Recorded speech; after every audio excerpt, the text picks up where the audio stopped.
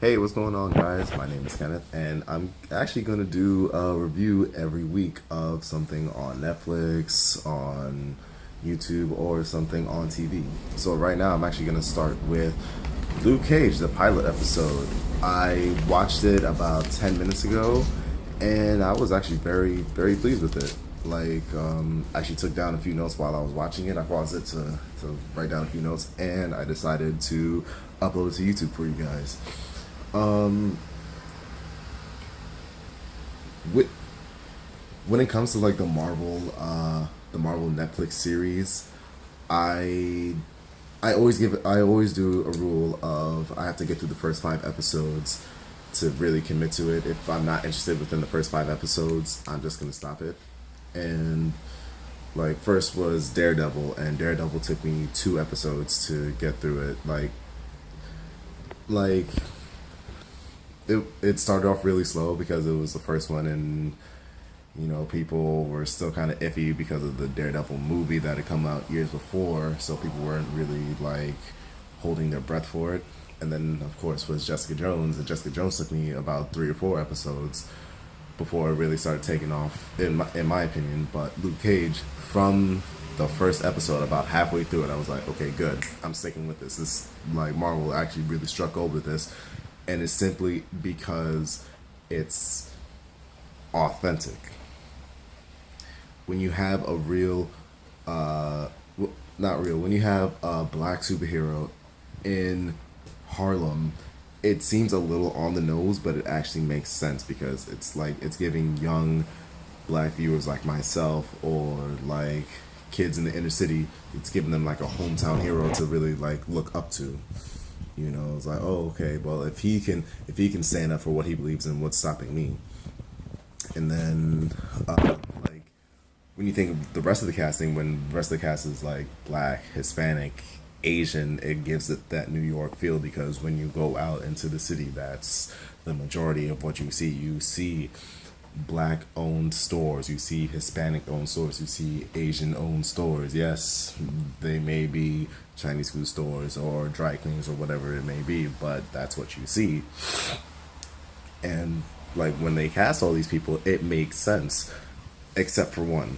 Except for one. If you keep up with the Marvel Cinematic Universe and saw Civil War, Alfred Woodward, Alfred Woodard, who's in Luke Cage as a congresswoman, she was also in Civil War. She was the woman who confronted Tony Stark by the elevator and saying, "Hey, yeah, you saved Sokovia, but my son died there. So did you really save everybody?"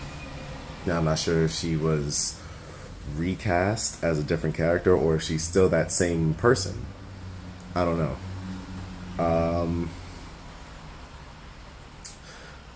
Like she's connected with the main villain. I'm gonna say not of the series, but right now maybe the season, because I only watched the first episode. She's connected with the main villain. His name is Mr. Stokes, but they seem to call him Cottonmouth. I'm not really too big on Luke Cage lore, so I don't know if he's that big or that prominent of a character.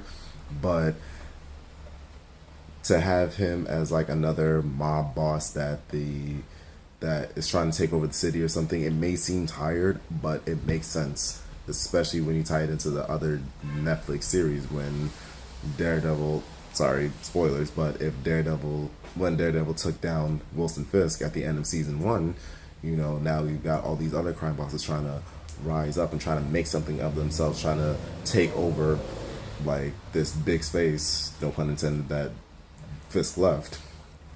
You know, it fits. It fits because it's like, okay, you don't want these big super powered villains to fight on Netflix. That's what the cinematic universe is for.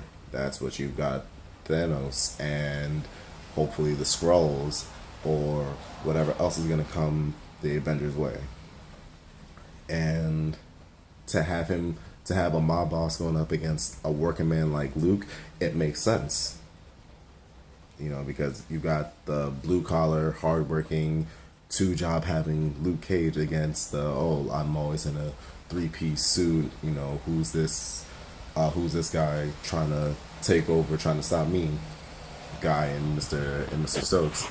And to circle back to what I said, to have Luke working two jobs, it makes sense because in the comics, yes, he's a hero for hire, and he doesn't refer to himself. He actually like denounces that someone's like, we'd like to hire you. He's like, no, I'm not a hero for hire. I'm just doing the right thing. It makes sense because he does not want all the attention. He doesn't want like all the cameras and lights on him. He's just doing what he feels is right. Like if he happens to save a cat from a tree, if he happens to catch a moving car to save the baby, that's what he has to do. But he's not gonna like plash himself like, look at what I just did. Aren't I amazing?